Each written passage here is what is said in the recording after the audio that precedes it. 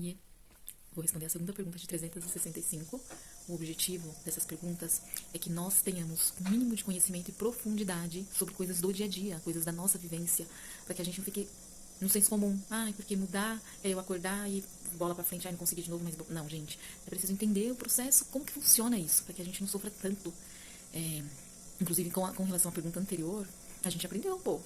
A gente aprendeu que mudança é processo, que às vezes eu não consigo mudar sozinho, eu preciso de ajuda, que eu posso contribuir com o processo de mudança de alguém pode contribuir com o meu, mas ninguém muda ninguém. A gente entendeu que, por exemplo, um comportamento que eu tenho hoje não significa que porque eu me comportei assim hoje, eu decidi isso hoje. Talvez na minha cabeça até fale, decidi isso esse ano.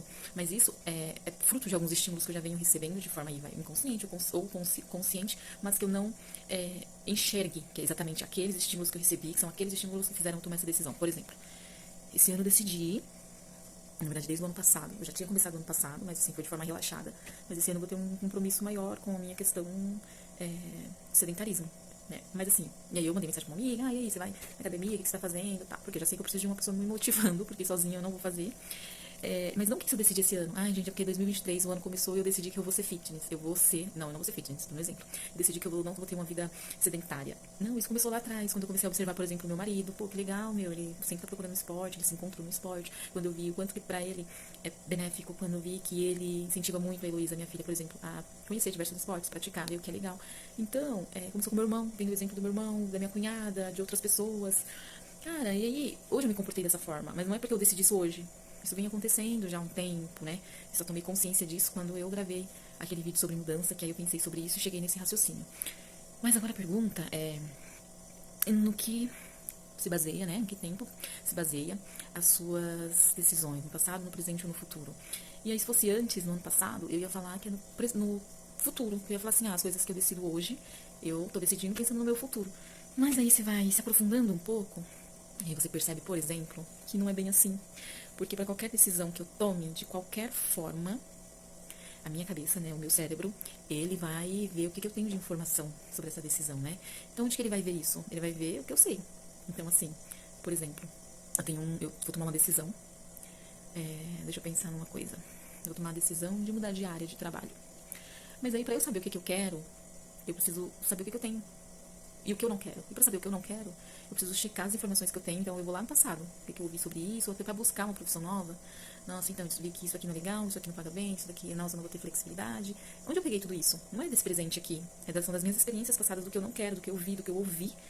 E aí, depois que o meu cérebro vai lá no meu passado, dá uma... Eu não vou até falar de namorado, acho que é melhor. Você tá procurando namorado, né?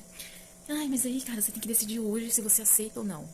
Como que você vai decidir se você aceita ou não? Como que acontece isso? Aí você vai falar pra mim assim, não, eu decido pensando no futuro. Essa pessoa vai ser legal pra mim lá na frente. Também, mas não necessariamente é isso. Você vai lá no seu passado, assim, do que você ouviu de homens que não eram legais, das experiências que você teve, dos estímulos que você recebeu. Então depois que você vai lá no passado, aí você vem aqui no presente, né?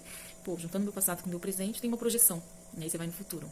Então, as nossas decisões, pelo menos de grande parte, né? Diferente do que a gente pensou, elas não se baseiam no hoje. Eu decido hoje porque olha o meu futuro. Não.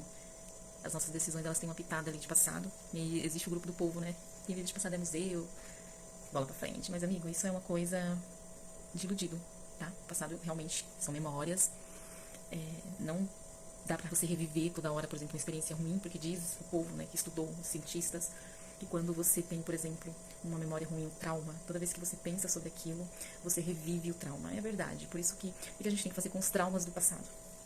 Dar um novo sentido, porque não dá pra você esquecer, mas ao lembrar, o sentimento não vai ser como né, ruim, é uma coisa que tem que ser trabalhada, enfim, porque assim, ainda não existe a injeção do esquecimento, né, e aí só existe uma, que eu também falo que está na Bíblia, né, que não é nem uma injeção, mas é que uma parte lá do que Deus fala do mar do esquecimento, né, que os nossos pecados vão ser jogados no mar do esquecimento, um negócio assim. Então eu acho que só existe um mar do esquecimento, que é na parte espiritual. Então, para nós, seres humanos, né, terrestres aqui na Terra, talvez o nosso mar do esquecimento é um novo significado para aquilo que nos fez sofrer. Mas isso quebra também, né, um outro paradigma, porque, diferente do que a gente pensou, que o passado morreu, não morreu, ele só tá lá atrás.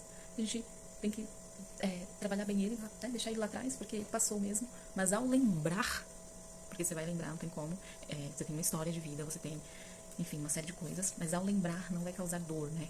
É o povo fala também, os cientistas. Então, é isso, as nossas decisões, querendo ou não, elas são baseadas, tomadas a partir de um passado, onde eu posso ter trabalhado ou não, e aí é uma outra coisa, junto com esse presente que eu tô vivendo, em como eu me sinto, aí eu projeto o meu futuro. Eu imagino o meu futuro. Eu posso mudar o meu futuro. Não apenas baseado no que eu penso hoje, no meu presente, mas levando em consideração quem eu fui, não quero ser, ou quem eu fui, eu quero continuar sendo, para que eu decida da melhor forma. E aí a gente mais uma coisa entende que também é complexo, passado, presente e futuro. Não é quem vive de passado, não dizer. O que importa é o hoje. Aí as pessoas que só pensam hoje, não projetam o futuro, aí passou vários anos, e ela lembra do hoje como um passado que ela não quer mais viver, porque ela viveu o presente sem projeção de futuro. Então, cara, é muito mais complexo, velho. E ninguém te falou isso na escola. Olha, vai chegar uma época da sua vida que você vai ter que fazer uma ponderação, você vai ter que fazer uma conclusão, um planejamento, seu passado, seu presente, seu futuro. Como você vai decidir a sua vida? Não, ninguém falou isso. Aí você tem que aprender sozinho, e aí você tem que aprender depois que você tá maior, né, que você tá adulto, e você se sente um burro, porque você não aprendeu isso antes. Mas tudo bem, esse é o objetivo, essas perguntas servem pra isso. Se você quiser, junto comigo, continuar pensando sobre isso, eu fico indignada e falo, meu Deus, uma questão simples, podia ter aprendido lá atrás, agora é complexo, porque assim, eu tenho várias resistências, várias coisas que não vão me deixar ir pra frente, que eu tenho que lutar contra, mas tudo bem. Partimos para a terceira pergunta de 365.